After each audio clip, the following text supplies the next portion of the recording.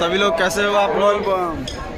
हम लोग गुप्तदान के लिए प्रस्थान कर रहे हैं और अभी हम फिलहाल पटना में पहुंचे हैं। ये सब हमारे बम जी है। कैसे हैं बम जी?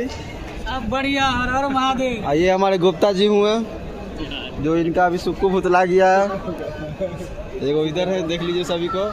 सभी लोग अभी पटना जंक्शन में उपस्थित है। कुछ ही देर में हमारी ट्रेन आने वाली है सासाराम की ओर जाने के लिए। बाकी देख लीजिए आप पटना जंक्शन में क्या टाइम बता देगी। टाइम अभी फिलहाल कितना हो रहा है भैया? 11:58, 2 मिनट में ट्रेन आने वाली है।